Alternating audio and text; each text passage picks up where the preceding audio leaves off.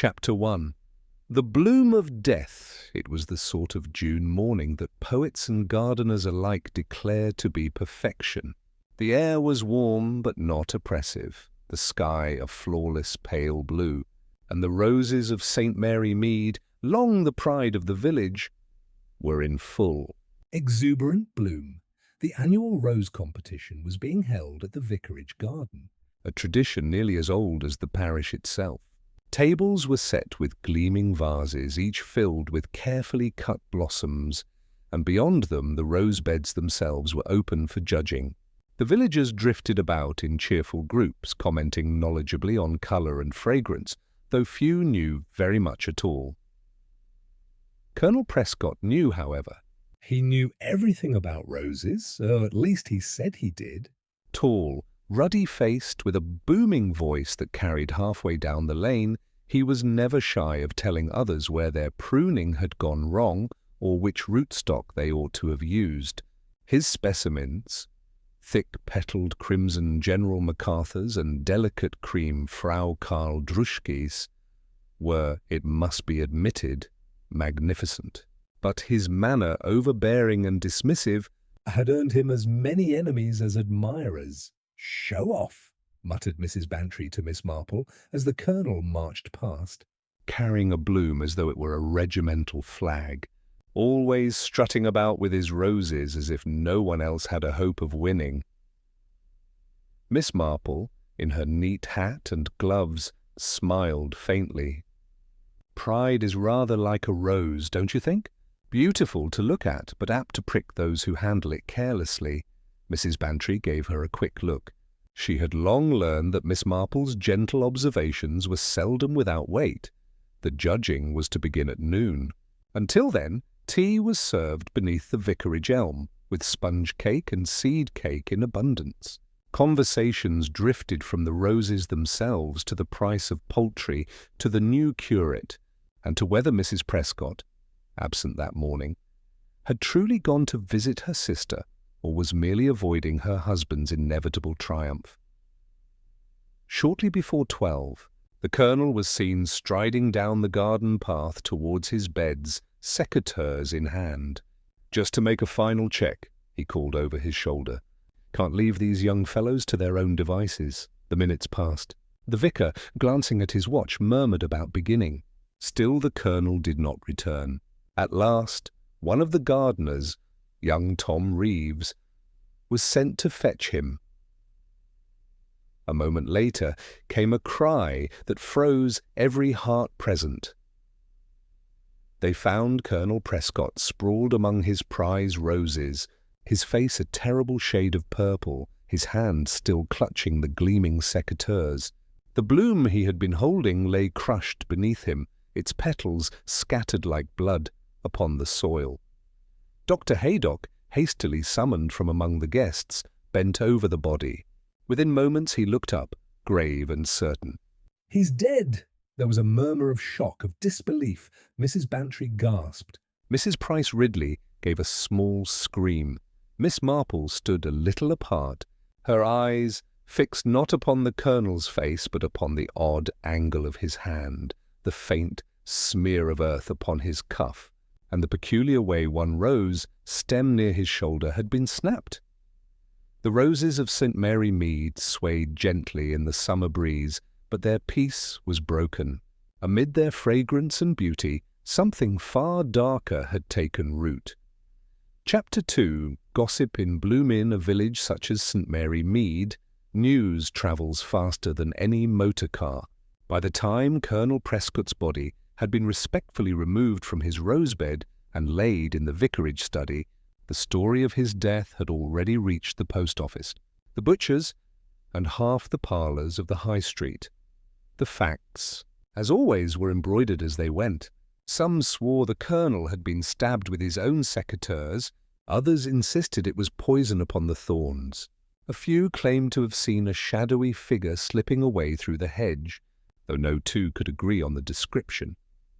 At the Blue Boar tea-room, Mrs. Price Ridley declared in tones of tragic satisfaction, "Mark my words, it was murder. The way he lorded it over everyone, it was bound to come to this." And I dare say his wife had reason enough. Miss Perkins, the postmistress, nodded briskly. Indeed, everyone knows she disliked his temper. Poor woman scarcely showed her face at the competition. I should not be surprised if, well, one mustn't say too much, Mrs. Bantry sniffed. Nonsense. Edith Prescott may have been long-suffering, but she has not the courage. Besides, she would hardly choose to make herself a widow so publicly. No, I've always thought young Reeves had too much ambition. Working in the gardens, eyeing the Colonel's prize roses, Why, I've seen the jealousy in his eyes. The ladies leaned forward over their teacups, pleased with their theories. Meanwhile, Inspector Graves had arrived from Much Benham. Solid, capable, and somewhat unimaginative, he surveyed the Colonel's body with grave attention. No obvious wound, he remarked to Dr. Haydock. But the discoloration suggests some form of poison, something fast-acting. The secateurs, Dr. Haydock shook his head. Clean, no sign of injury from them, the inspector frowned. Well, we shall see. But I think we must look first to those closest to him. Family quarrels, inheritance, jealousies. They breed more trouble than politics ever did. Miss Marple, who had remained politely in the background, listened with interest. Her pale eyes wandered not over the body, but over the trampled rosebed, the smudge of earth on the cuff, and the broken stem lying quite apart from the others. She said nothing, merely folding her hands around her knitting bag. But when Mrs. Weatherby whispered anxiously, "What do you think, Jane?" Miss Marple replied in her gentle, almost apologetic way, "I think, dear, that roses are very much like people. One must look beneath the blossoms to see where the thorns lie hidden." By evening, St. Mary Mead was alive with theories. Some were sure it was Edith Prescott, weary of her husband's domineering ways. Others swore it was Tom Reeves, eager to claim credit for the roses. Still others whispered of debts, quarrels, or jealous rivalries between neighbours who had coveted the Colonel's prize specimens. But amid all this clamour, Miss Marple remained serene, for she knew, as she always did, that the truth was not to be found in loud declarations or easy guesses. It lay in the small things, a stain, a broken stem, a hesitation too slight for most to notice, and those, she thought, were already beginning to tell their tale. Chapter 3. Early Clues. Inspector Graves had established his headquarters in the vicarage study, which now contained not only a writing desk and prayer books, but also the Colonel's pocket watch, handkerchief, and the ominous secateurs sealed carefully in an envelope. The villagers hovered like bees around a hive, eager for tidings, though few were admitted. Miss Marple, however, in her quiet and unassuming way, found herself present often enough. She had, after all, been there at the discovery, and no one could object to a gentle old lady knitting placidly in the corner. The inspector, though respectful, regarded her presence as harmless. "You see, Miss Marple," he said briskly, "the man collapsed among his roses, no mark of violence, but his face turned purple.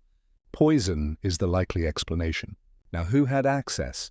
Miss Marple looked up from her needles with mild eyes. "In a village, Inspector, everyone has access, or very nearly. Gardens, like gossip, have a way of spilling over their boundaries." He gave a short laugh, uncertain whether she was jesting. That afternoon, Miss Marple took a turn about the vicarage garden with Mrs. Weatherby. The rose beds still bore marks of trampling feet, and petals lay scattered like confetti after a wedding. "Such a dreadful thing, Jane," Mrs. Weatherby murmured. "And yet, how peaceful it looks now." Miss Marple bent to examine the soil. Peaceful on the surface, yes. "But do you see, dear, the broken stem there, quite apart from the body? It was snapped clean, and yet the Colonel did not fall upon it. Someone stepped carelessly in haste, I think." Mrs. Weatherby shivered. "Do you mean the murderer?" "My dear, one should never use so dramatic a word too soon. Let us merely say, Weekty, someone who had reason to be there." In the post office later that day, Miss Marple overheard Mrs. Price Ridley declaring, "It was young Tom Reeves without a doubt. He was forever sneaking round the Colonel's beds, asking questions about cuttings. Jealousy, plain and simple, Miss Perkins behind the counter added. Or perhaps his wife. Edith Prescott was seen crying in church last week. Mark my words, it was poison in the teacup at breakfast, and the roses are just a coincidence. Miss Marple smiled gently as she paid for her stamps. She knew too well that village gossip revealed more about the gossips than about the crime. Still, it was useful to note where suspicion fell and where it did not. That evening, sitting by her parlour fire, she considered the matter. The Colonel had been holding a bloom crushed beneath him when he fell. His hand had been clenched tightly, but not around the rose itself. Rather, around his secateurs. On that.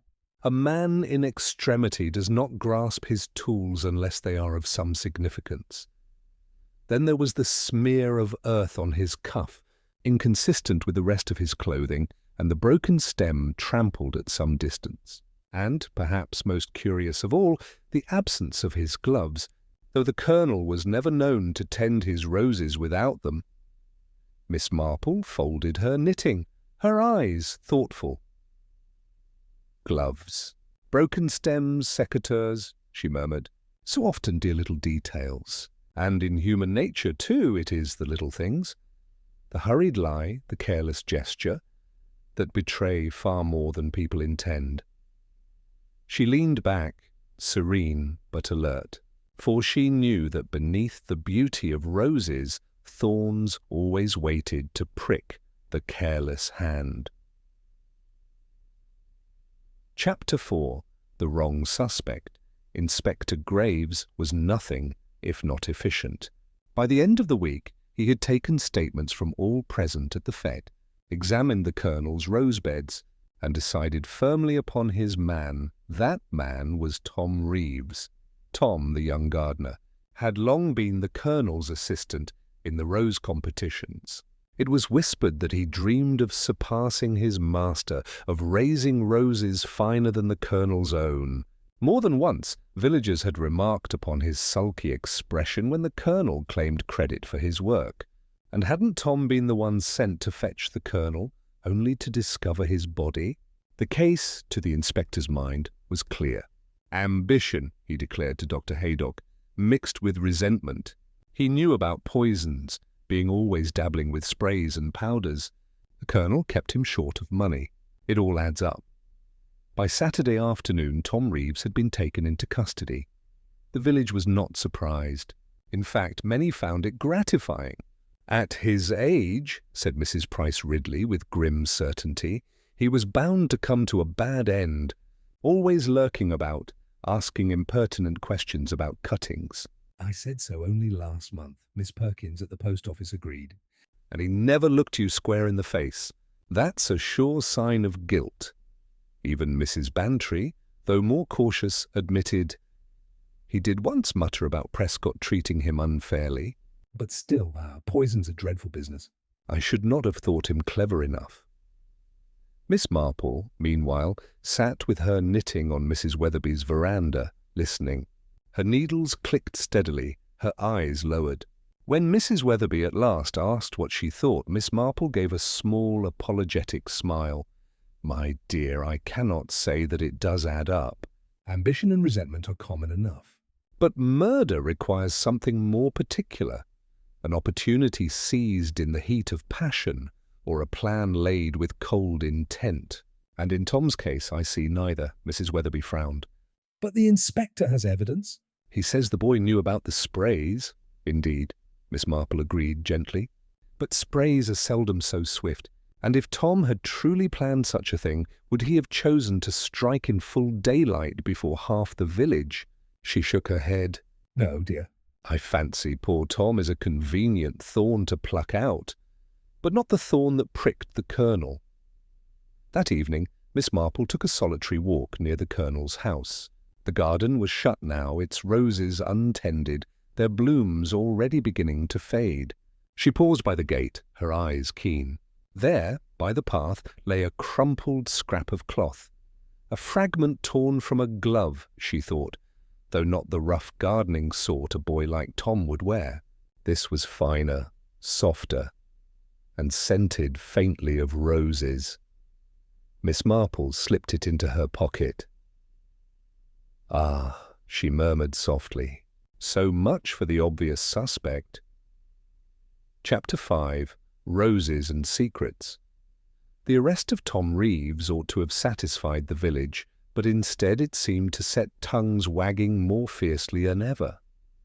With the gardener safely under lock and key, everyone felt free to speculate, and speculation in St. Mary Mead grew like bindweed. At the Blue Boar tea room, Mrs. Price Ridley insisted upon recounting Tom's supposed insolence to her in the lane. He didn't touch his cap, a sure sign of criminal tendencies, while Miss Perkins at the post office swore that Tom had once been overheard muttering about the Colonel's stinginess.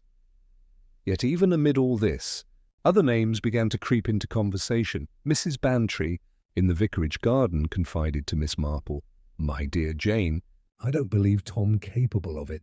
he may be sulky, but sulkiness is not the same as malice. Besides, everyone knows the Colonel was heavily in debt. He boasted of his roses, but he borrowed against them too. If that got out, it would be a scandal. Miss Marple raised her eyes from her knitting. Debt is very often more dangerous than dislike. "One cannot prune away a debt as easily as a rose branch." Mrs. Bantry nodded gravely. And then there's Edith. The poor woman suffered years of his bullying. Some say she had a friend once, long before she married the Colonel. "A gentleman he cut off most cruelly." They say she never forgave him. Miss Marple's needles clicked softly. Resentments, my dear, are like thorns left in the skin. They fester, quietly, until one day they demand to be drawn out. Later that week, Miss Marple visited Dr. Haydock, ostensibly to inquire about her friend's rheumatism. In truth, she wished to hear his medical opinion. The doctor leaned back in his chair. "Poison, yes, but not of the common garden sort." It was quick, vicious. Not something Reeves would have had the wit to obtain. No, this was deliberate, and deliberate means motive. The Colonel's temper made him enemies, but I'd wager someone closer to his circle. Miss Marple thanked him with a gentle smile. Quite so. Poison, like resentment, is more often administered quietly, and by those nearest at hand. Meanwhile, in hushed corners, Mrs. Prescott's name was whispered more and more. She had been absent from the rose competition altogether, and many recalled her strained appearance in recent months. Mrs. Weatherby told Miss Marple that Edith had been seen in tears after a service, and Mrs. Carmody hinted at a quarrel overheard through thin garden walls. Miss Marple listened without comment, yet she remembered the fine scrap of cloth she had found by the Colonel's gate, perfumed faintly with roses. That was not a gardener's glove. No, that belonged to someone of refinement, someone who might prefer to let Tom Reeves take the blame. That evening, as she sat in her parlour, Miss Marple laid aside her knitting and thought deeply. There were debts, there were jealousies, there were old resentments and fresh humiliations. Beneath the roses of St. Mary Mead, she could almost smell the soil turning, bringing hidden things to light. "Roses are beautiful," she murmured softly, "but their roots often lie in the darkest earth." Chapter 6. The second bloomst. Mary Mead was scarcely settling back into routine when another shock rippled through the village. It was a Thursday morning, market day, and Edith Prescott, veiled and pale, had ventured into the high street for the first time since her husband's death. Some pitied her, others whispered darkly, but all eyes followed her. She had just stepped into the Blue Boar tea room when it happened. Miss Perkins, who had been behind the counter, later described it in vivid detail. Mrs. Prescott had taken a cup of tea, lifted it delicately, and almost at once dropped it with a cry. The cup shattered, tea spilling across the floor. Edith staggered, clutching at her throat, and for a dreadful moment it seemed the tragedy would repeat itself. But Dr. Haydock, summoned from the high street, arrived swiftly. Within half an hour he pronounced her shaken, but not fatally harmed. A dose, enough to frighten, not enough to kill. Someone tampered with the cup. The tea room buzzed like a disturbed hive. By evening, the village was ablaze with speculation. "Proof!" cried Mrs. Price Ridley. She did it to herself to make it appear as though someone pursued her. "Clever, yes, but not clever enough." "Nonsense," said Mrs. Bantry firmly. "The poor woman nearly died of fright." Someone means her real harm, and if so, then Tom Reeves is innocent, for he is still in the inspector's custody. This last remark silenced many tongues. Even Inspector Graves, who prided himself on solid reasoning, was forced to admit the point. Miss Marple, seated in Mrs. Weatherby's parlour that evening, considered the matter with her usual serenity. "It is curious," she said gently, "how poisoners often miscalculate. A larger dose for one, a smaller for another. It suggests a hand unpracticed yet determined. Not professional knowledge, but domestic familiarity.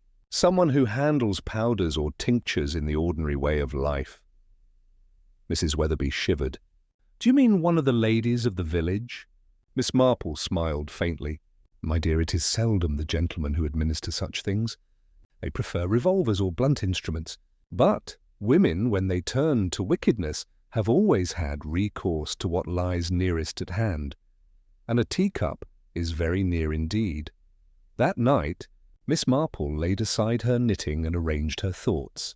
Tom Reeves, arrested and locked away, could not have poisoned Edith Prescott at the tea-room. Yet the attempt had been made, clumsy, hurried, but deliberate, which meant the real murderer still walked among the roses of St. Mary Mead, and with the case so neatly closed by the inspector, that murderer must now feel bolder than ever. Chapter 7. The Hidden Thorn. The attempt on Edith Prescott had altered everything. No longer could Inspector Graves lean on the comfortable certainty of Tom Reeves's guilt. The boy remained in custody, but his release was now a matter of urgent debate. Graves himself was vexed. If it wasn't Reeves, then who the devil was it? He demanded.